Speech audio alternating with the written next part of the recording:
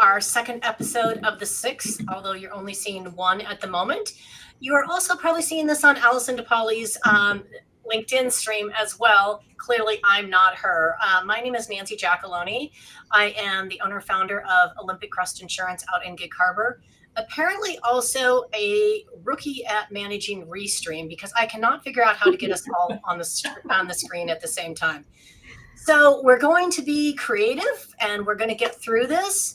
This morning I have with me Robin Flaherty, Christine Shear, Pat Isaac.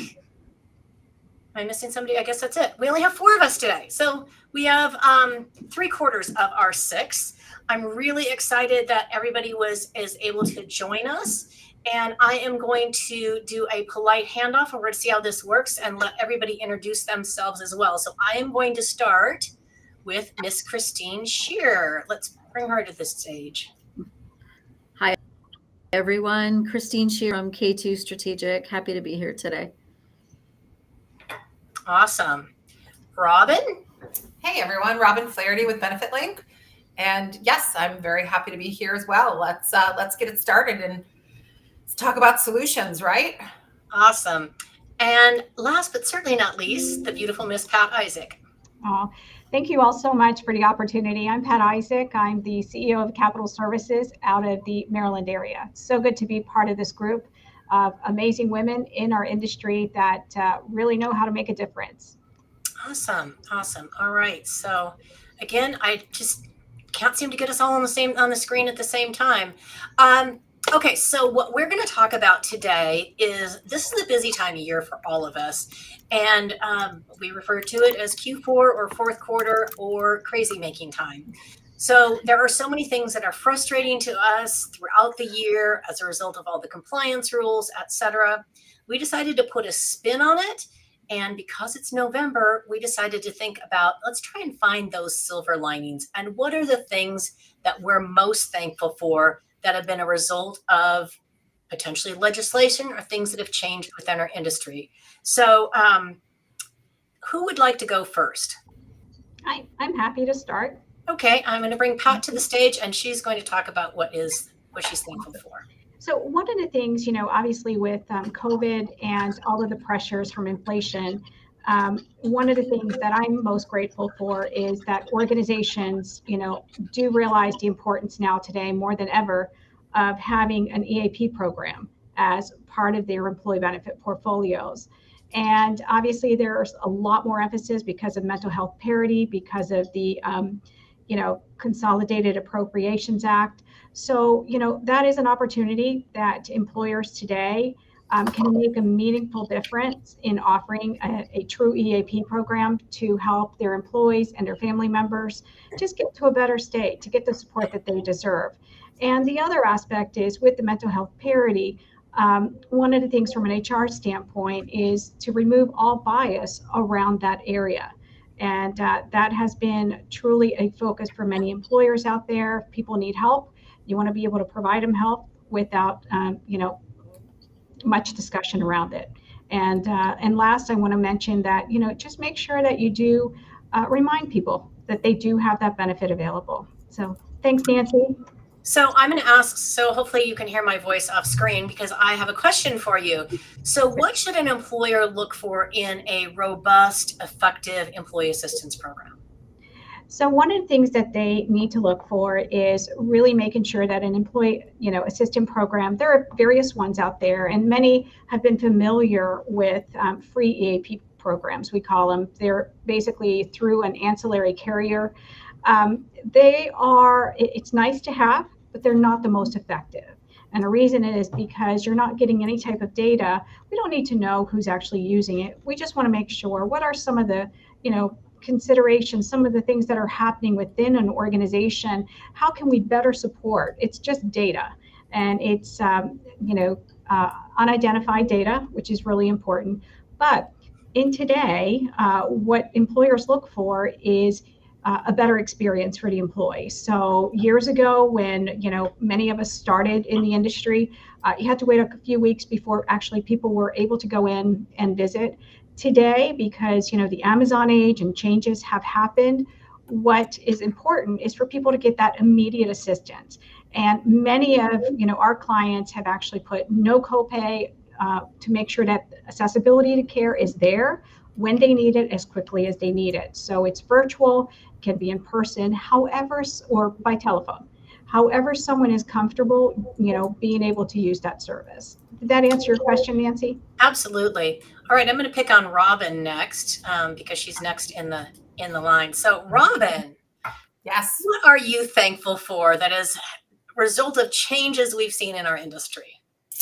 What really has me excited, and I've always enjoyed my industry. I've always loved my industry, helping people. But what has really excited me in the last several years is the Consolidated Appropriations Act of 21. I just think that there are so many treasures in that act for the consumer that we are just seeing the tip of the iceberg on it. And the one, we talked about this briefly in our last podcast about the gag clause attestations that are due at the end of this year. I just think that process of confirming that the contracts and agreements between the employers and the third-party administrators don't block the free flow of information. I just think that is just opening. I just think that process is going to be so unexpected, and it's going to uncover so many blockages that are really in the way of creating a free market in healthcare. And if you think about healthcare is the only industry where the invisible hand of the market, the consumer, aka the consumer, controls it. And I think that there's a really strong correlation between the hyperinflation that we've seen in the last 25 years and, kind of all of the clandestine, inner workings and the information that just does not free flow. I said last time that, HIPAA is not spelled GAG, but it's true. HIPAA was designed for the proper dissemination of the information. It was never meant to block the free flow. So now we've got the Consolidated Appropriation Act and the transparency laws that are on our side when we are trying to understand the costs, because you cannot manage what you cannot measure. And now, thanks to the Consolidated Appropriations Act, we can measure, we can demand the measurement. And I believe that it's in that information that there is, it's just going to really kind of start a whole domino effect that is going to shift power from the classes to the masses. And I cannot wait. And I'm just so excited to be a part of it.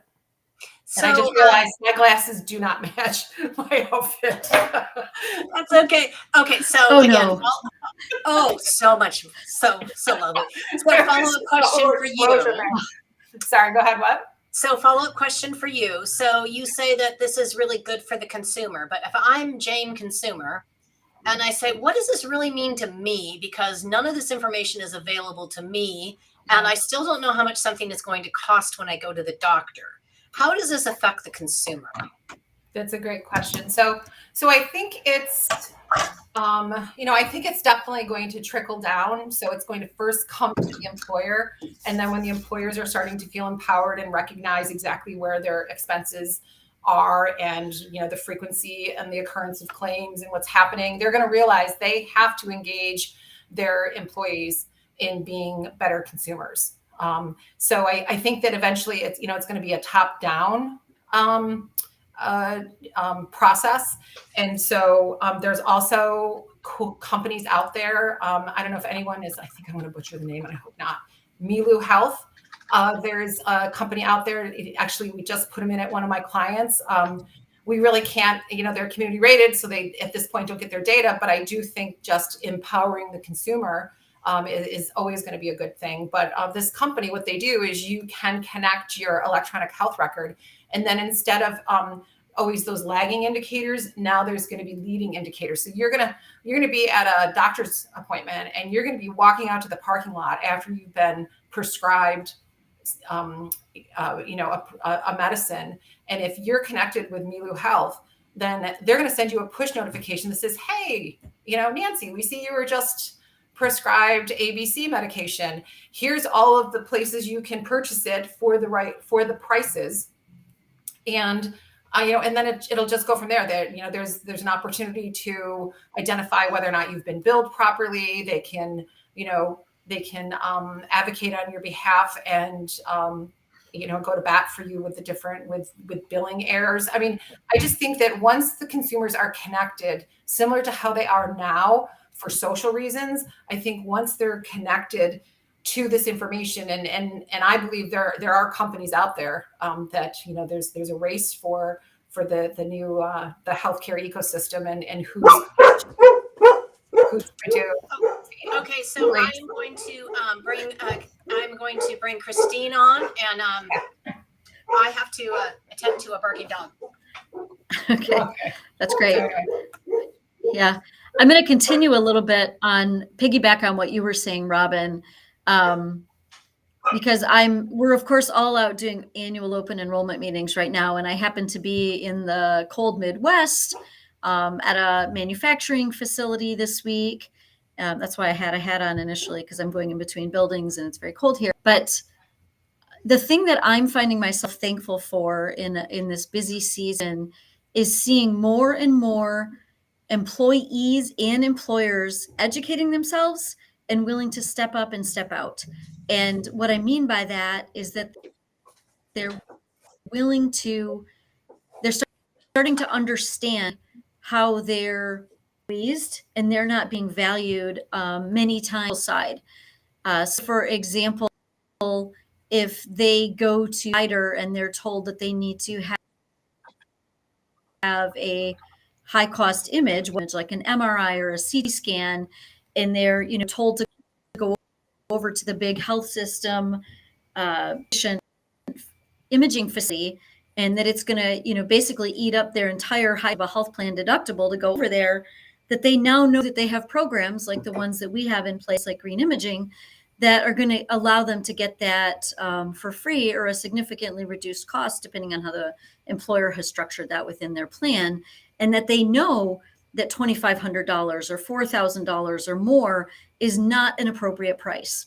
And, so it sort of ties into what you're talking about with the CAA, because this law, while it is work and requires a lot of education upfront from employers, and then will ultimately have that trickle down effect to employees, is ultimately educating, opening their eyes, emboldening them. And now they're starting to say, wait a second, I'm not going to pay that. And I don't want my employer to pay that, because that ultimately comes back to me and what my plan is and how much my plan costs. And I just love seeing that migration. We're moving along the continuum finally through a lot of people like all of you who are, out there educating and working on the front lines. So I'm super happy about that. It's a ray of light in a really challenging health system environment right now. Yeah. Okay, well, so I have to take the L on that one because I had to walk away right when you were beginning, and I heard you speaking of the CAA. So what was your point specifically?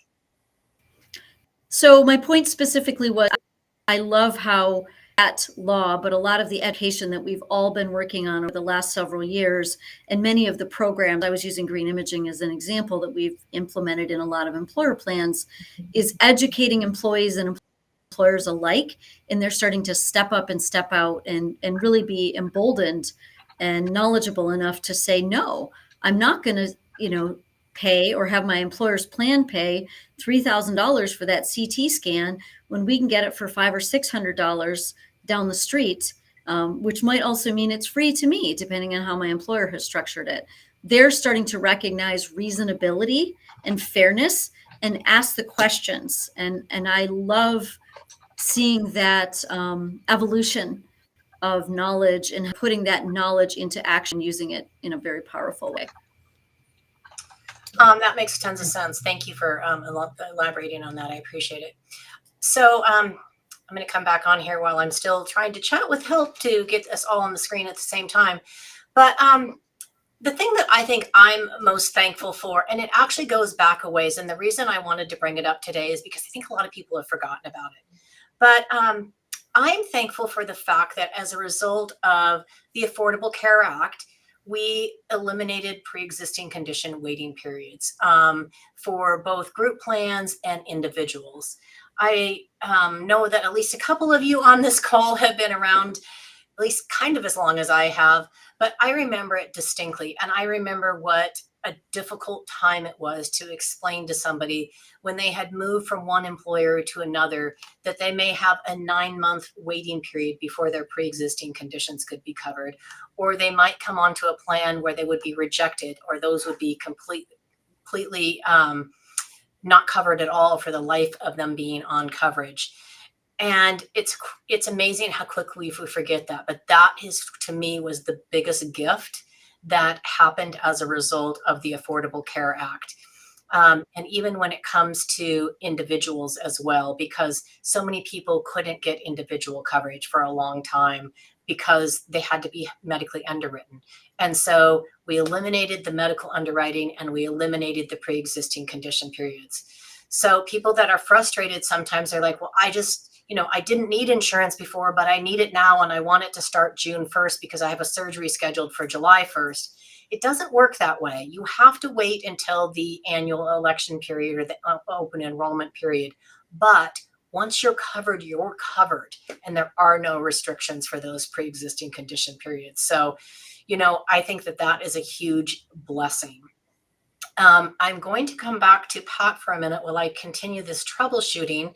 And maybe you can elaborate on the changes you've seen as a result of the Affordable Care Act, because again, with all these things that have happened since it, I think we've forgotten about it a little bit, but again, a huge blessing. So I'm going to pop you back on while I troubleshoot.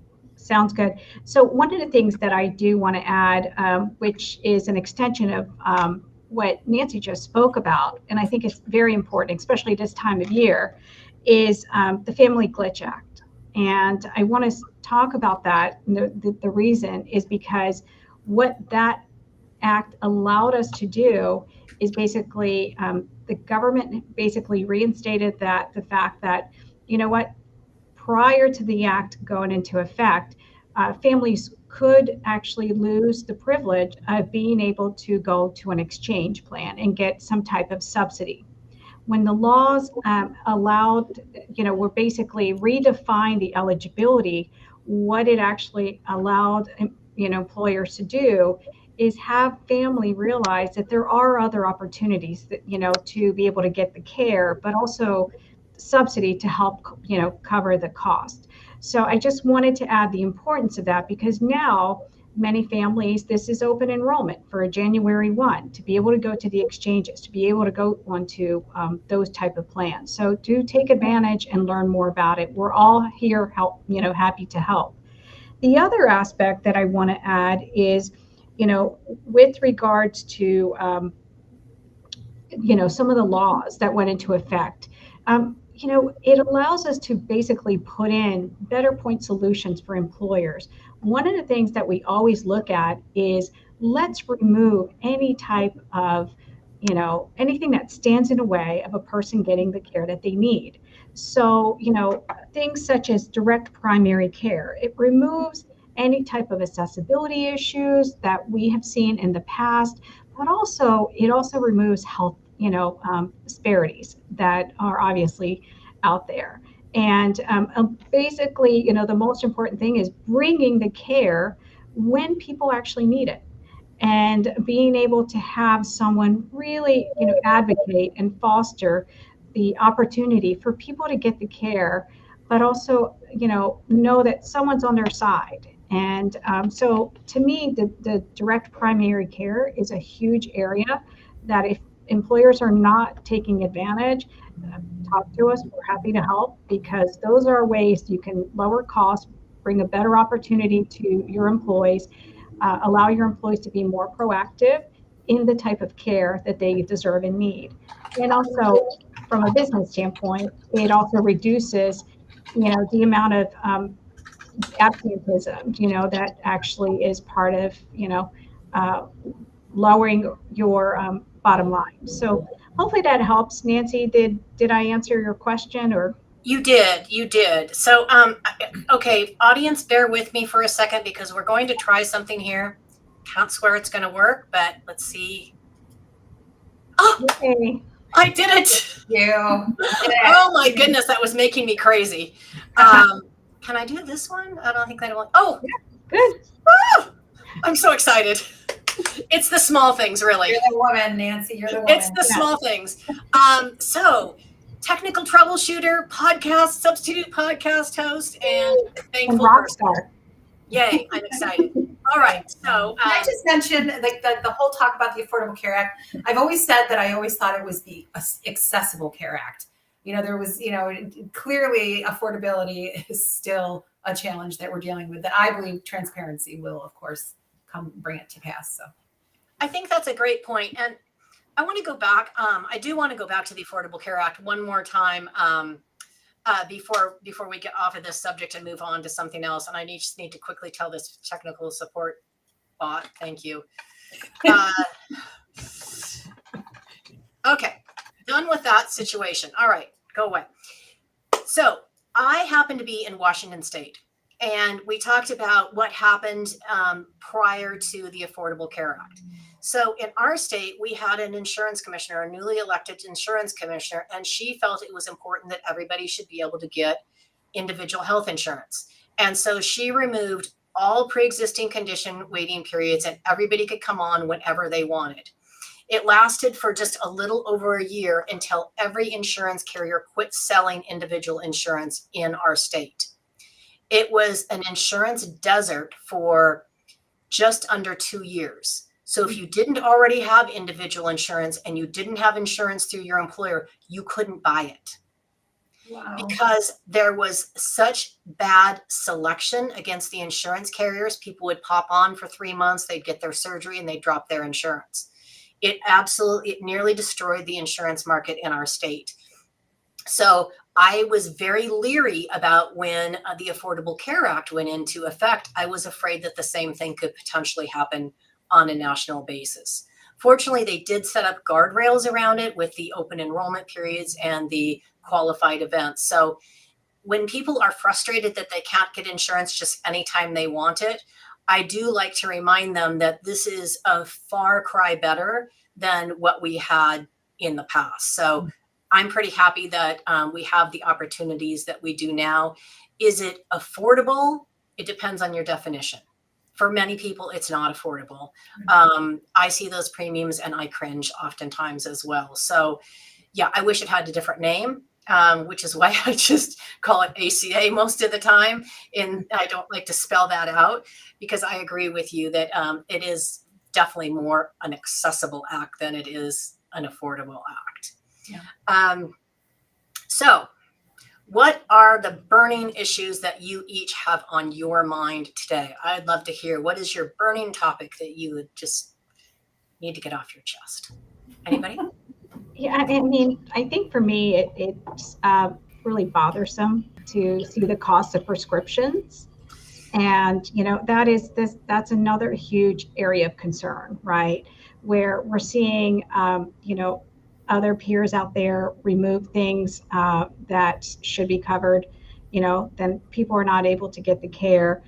There's so many different tactics. At the end of the day, there's some really good lobbying going on, and prescription companies are still out there direct selling to, you know, consumers, and it's causing a really big problem rather than truly having a PBM that actually works with you and has the right experts within the organizations that can actually consult with your physicians to make sure that you're getting the best treatment that you deserve.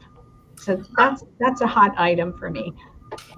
So how do you all feel about manufacturers' coupons and the recent, at least in my state, again, I've seen it come out that said that for a while, insurance companies were saying those couldn't count against your maximum out of pocket. And now in Washington State, they're saying they must count against your maximum out of pocket. So essentially, drug companies are using the coupons to get to the insurance money faster. What are your thoughts about that? You're talking about, so let's use an example so everyone understands this. Prescription manufacturers offer coupons for many medications. Mhm. Yep. And if you qualify for a coupon, not the financial assistance programs, but the coupons, if you qualify for a coupon, you might get that medication for $5 or $10 or for free. And so Correct. there's a value associated with the benefit that you're receiving. And historically, that has typically not been the value of that differential has not been applied to your out of pocket because you're not spending it. Correct. You're not actually exchanging any money. That's just a benefit that you're getting, but it's not you spending anything. And so what you're saying, Nancy, is that in the state of Washington, that the state is now saying that that value has to be applied to somebody's out of pocket, which Correct. which A is going to get somebody to their 100% coverage through their out of pocket maximum a lot faster. And B is going to get the plan, especially in smaller groups where they're insured, to the plan start paying faster, which also means tying this back to the Affordable Care Act, if anyone's still following this that's watching, that they're putting more money into claims, which they like a medical loss ratio perspective, which is an unintended consequence of the ACA that I don't like. So your question was, how do you feel about it? And my answer is, I don't like it, because if I'm not paying that money, me exchanging money with the pharmacy or the manufacturer for that medication, it's truly not my out of pocket. And I think that that's wrong. And it's going to have a lot of negative reverberations and just drive up the costs even further. Robin, thoughts on that? Honestly, I have to figure out, I don't know what's happening in New York, but I would think that it should have I see both sides to it, actually. I mean, in one instance, if no money has officially exchanged hands, right, then how is it accumulating to the out of pocket, which benefits the employee, of course. So I guess the long and short of it is, I don't know what's happening in New York, but based on what you all just talked about, I see both sides. Well, if it's happening in Washington, it'll probably happen in New York pretty soon too. Usually it happens in New York first. Yeah, I understand. We have the crazy making states. So here's my problem with this whole situation. And I want to be real clear about it. Those coupons are being used to get to 100% payment by the insurance company faster. Because if they're not giving the member the coupon, if let's just say annually it's a $60,000 drug, and the member's paying $5 a month for it. Mm-hmm. The goal is they want the member to pay $5 a month for it because they want the member to take the drug, which we want the member to do that as well. We want that to happen. Sure. But they're not really taking on the financial responsibility for that. What they're doing is they're discounting it about whatever the maximum out of pocket is, so that then they can fully charge the insurance company. And then we've got rebates going on because it's a specialty drug. Yes. Right. Mm-hmm. So it's a really insidious little circle that's happening within the insurance industry that is portrayed as being, oh, we're so great and we're so nice to the consumer and they only have to pay $5. What the consumer doesn't understand is the impact on the whole cost in the healthcare system. And Nancy, can I add something? Think about it this way. Oh, go ahead. Go ahead, Chris. Go ahead, No, Pat. go ahead.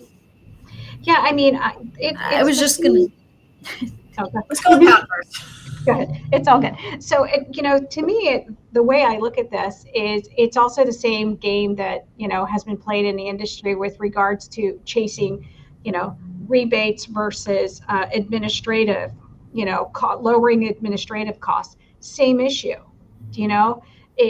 Especially now with the new CAA, every employer has a responsibility, right, to make sure that they're offering the best, affordable plans that they can to their employees. And because of that fiduciary responsibility, more than ever now, don't just accept the fact of lowering your administrative fees, okay, and avoiding rebates. Why don't you have someone actually do a due diligence? What are those fees going to be? What are they like? And so that you are able to make a more educated decision on what's best for your organization. Sorry, I had to add that in because it's so important. Great point. Christine? Sorry. 100% agree. No, I'm glad you shared that. I was going to say, think about it this way. What if the value of the medical discount in a carrier network environment was applied to your out of pocket? That's how I view what they're doing. Like, I think it's the same type of thing. If my cost was just discounted from a $10,000 build charge to $1,500, am I supposed to get the benefit of that applied to my out of pocket? I'll hit my out of pocket maximums. And I think that's wholly unfair and wrong because, again, that's part of a higher level negotiation. It's not money transacting, money moving between hands. And like so policies that are put into place, whether they're at a local, state or a federal level, they do things with a pretty narrow viewpoint, not understanding the broader implications of what they're doing. And, then when they start to understand it, many times they don't, they're not in agreement with what they put into place. But that's not going to have a positive impact on cost. I can't, it's going to have it unless you're an employee who, of course, happens to be taking a medication and qualifies for a coupon, and then all of a sudden you're going to start getting your stuff covered at a higher level. But ultimately that's not going to help you either because all of that's getting charged back to your plan. And guess what happens when your plan costs go up? Your costs go up next year. So I don't see the value in that.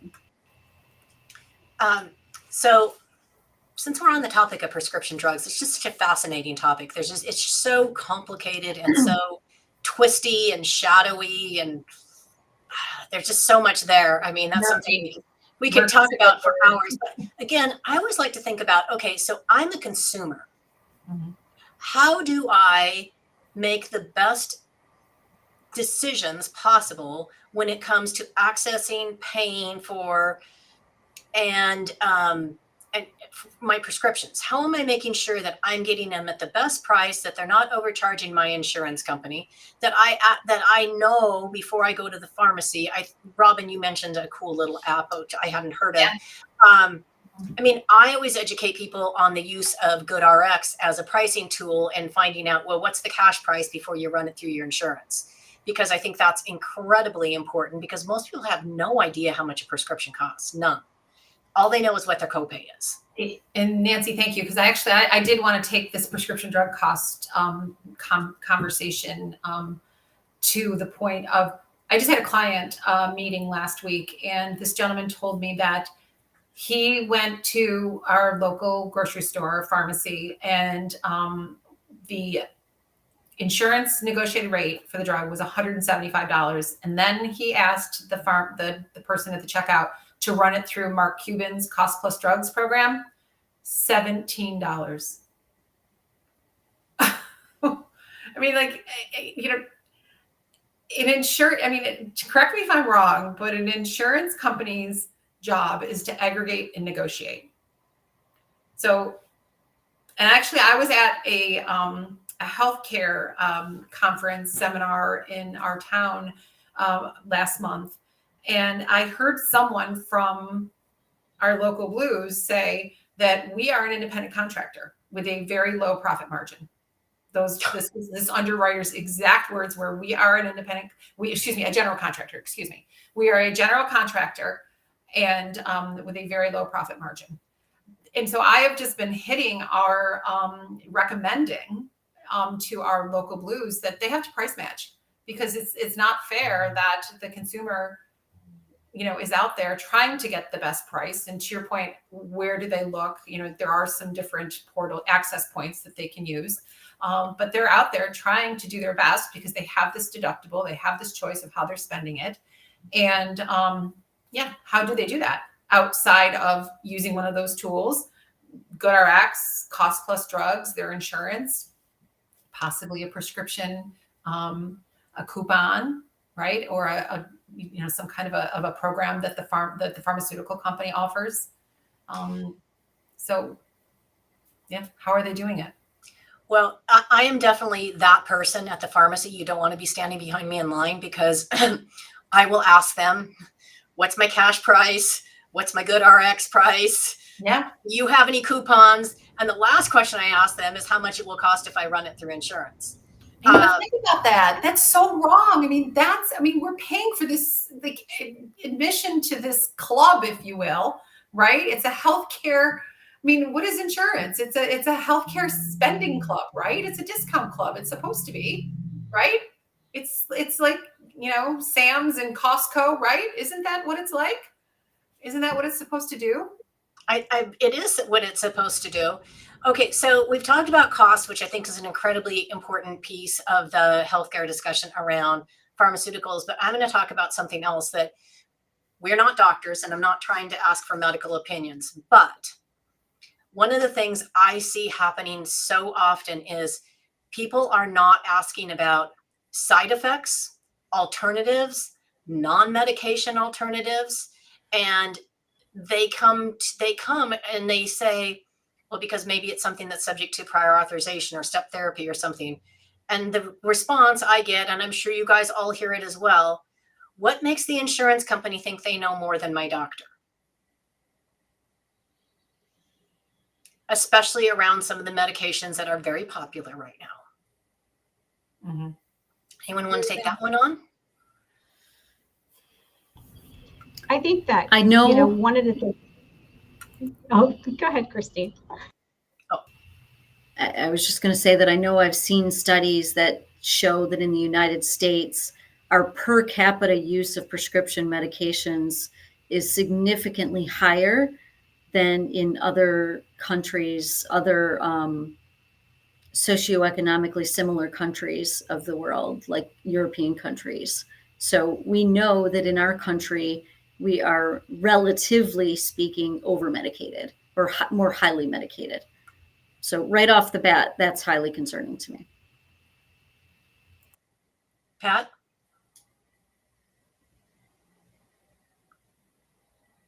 You just muted yourself. So, I think I just. You're good now. Can you hear me? Uh-huh. I lost my thought, so I'm having a moment there. So I'm going to pass it on to someone else, and it will come back. Okay. I'll take it back because I have a lot of thoughts around this one. Yes, you go, Nancy. And this is one of those things that I do spend time educating people on at employee meetings. I tell them to ask about costs. I also tell them to ask about options and alternatives. Are there non-medicated alternatives that I can try first? Now, I'm not talking about a serious life-threatening condition that needs immediate medication, and if they're off of it, it's going to be a problem. But oftentimes doctors prescribe medications because it's a quick solution. It satisfies the patient's need for action. But the patient has to become a more active participant in their own health and their own health care. And so I really encourage people to become advocates for their own health and to start asking those questions. Is there an alternative? Is there something I can try for 6 weeks first before we go the medication route? And if the doctor says, no, you can't, it's unsafe, I'm not saying we're smarter than the doctors, but they don't often think about that there is an option if somebody doesn't ask, because that's just not how they're trained. Yeah. And Nancy, it came back. So what happens? I agree. And one of the things that I always highly recommend to, patients, right, our employees and our clients' employees is stop asking, give me a sample, because that can get you in trouble. There are certain areas that you do need to advocate for yourself, but the worst thing that we see in our industry is for someone to go in, they've just seen a commercial, okay, and now they're going in and they're self-medicating and stating, can I go ahead and use this? Do you have any samples? Well, of course, they probably just met with their pharmaceutical rep who they like, and they're going to have samples. But that doesn't necessarily mean it's the best choice for you. And it goes back to what Nancy said. That was a very good point. Ask what other alternatives are out there that are suitable for the condition that I have. And based on that, find out, are there generic prescriptions that can actually do the exact same thing. Now, we're not talking about, the cocktail drugs, right? That's a completely different area. We're talking about many of the day-to-day diabetes and other drugs and things like that are more common. Those are the things that you want to ask questions around. Don't just take samples, run out the door. Now you're going to pay a lot more money. So it's just advocating for yourself. Sorry, that was my thought. Thank you. Okay, last question before we're done here today. Since we're on the topic of prescriptions, there's no way I could end it without talking about the rising popularity and demand for weight loss medications. Because it is, with the crossover between weight loss medications and diabetes, there have been huge breaks put on some of these things. And some of the people that have been on some of these medications for maybe a couple of years are now all of a sudden, if an employer changes carriers, all of a sudden they're being hit with prior authorization, step therapy, and they're not using it for weight loss. But we have a two-pronged question. What's your opinion or thought on having these medications covered for weight loss? And what's your thought also on how they're being diluted for their intended use for treating diabetics? So that is a big open-ended question, and anybody who want to take that one on. I think I don't want to say I want to recuse myself from this. I think that in general, only the relationship between the person and their doctor knows what's right for them, because typically if someone's very healthy and they're using it for weight loss because they're, I don't know. I think it's just kind of it's a very controversial topic. I really don't know that much about it, so I don't want to offend anybody, but I think that it definitely is a relationship that is sacred between a provider and a patient. And I would like to think that if someone is taking it for weight loss, there's a very good reason. I don't think that it's good that the drug companies or the carriers are playing games with the prices, because there are people who really need it. So I guess that's probably as far as I'll go on that. Because I guess I like to live in a world that nobody's going to abuse the system. Yeah. And, the way that I look at it is, it's okay. I mean, we've seen this. We've seen different prescriptions along, Botox and some other things, right? In our career time, to basically that they've done other things. The question is, when it's being abused, there's a problem, okay? Because we all end up paying for it. However, the question that I would have as a consumer is, what are the long-term effects? If I take it for this, which originally was supposed to do this, what are the things that I, am exposing myself to? Sure. And those are the decisions that, you and your doctor need to make together. Agree with what Robin said, but at the same time, again, it's lack of, that patient that is afraid to ask the questions. You need to ask questions, okay? Because it should be more of a collaborative relationship with your doctor, and those are the best relationships, because sometimes they don't know other things. The other thing that's really important is, don't forget supplements. Supplements that people take could be almost fatal with certain prescriptions, and people tend to forget those. So I just, we're just advocating, we're educating everyone out there, and I think those are the points that I want to make. So I'm not saying it's wrong or right. It's just, those are decisions that you have to make, but just educate yourself and look at the long-term effects. Yep. Christine, any thoughts on that one? Sure. I certainly agree with what you all have said. And in typical me fashion, I have a couple of pretty direct comments around it. And those are, there's Robin laughing. I know you're surprised, right, Robin? I love hanging out with you ladies. But think about life. 7 o'clock and have wine, right? I'm kidding. Right? But think about everything in life, and the things, all of us have been around for just a bit of time, maybe a couple of decades at least. And all of the things that I look back on in my life that I've achieved, the vast majority of them were not quick fix things. They were things to which I had to put in the work, I had to educate myself, and I had to make sure that I was doing good, in whatever the scenario was. I look at this situation as being no different. I look at medication, prescription medication or supplements as being no different. Is there, we won't even get into cosmetic surgery and that kind of stuff, but we'll leave that one for the view. They can handle those ones. But I really do think that the pendulum has swung just a little bit too far with a lot of this stuff, and thinking that a pill, not for a severe health situation where a pill many times actually, certain types of therapies, pills or IV, infused, can do a lot of true good for somebody. But, looking at a pill as a holy grail, from a general perspective, all of a sudden that's going to help me drop my 50 pounds or my 80 pounds that I need to lose. I've got some pounds that I need to use, but I'm not comfortable putting a pill in my body that hasn't been studied long term with, the effects that when I'm not a diabetic and I don't need it as a diabetic.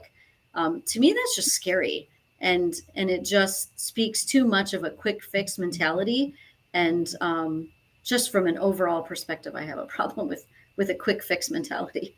So that's my 2 cents. Well, I think that goes back to don't believe everything you see on TV. Just because people are frolicking through a field and living their best life after they've taken a pill does not mean that that is what your life is going to look like afterwards. Talk to your doctor, find out if it's really right for you, and make sure you understand the implications of whether it's a weight loss medication, any medication. Make sure you're being educated on why you're taking it, what the potential side effects are, and what the intended results of that medication are. So again, it gets back to everybody, every single person in the system, right down to the patient, has to be an active participant in making this better for everybody. Yeah. I heard a great phrase recently that it said, you will live with the pain of discipline or the pain of regret. You will live with one of the two, and it's your choice. Yeah. You will not avoid one of those two disciplines. So, one of those two pains. You will not avoid one of the two. I love it. Well, with that, we're going to wrap this up. I'd like to end it by saying I'm thankful for all of you, your friendship, your knowledge, expertise, and taking the time out of our very busy schedules to have this conversation today. So thank you all, and we'll see you next month. It's hard to say how many people will be on here next month. Thanks, Nancy. Yeah. Ditto on Bye, that everyone. one.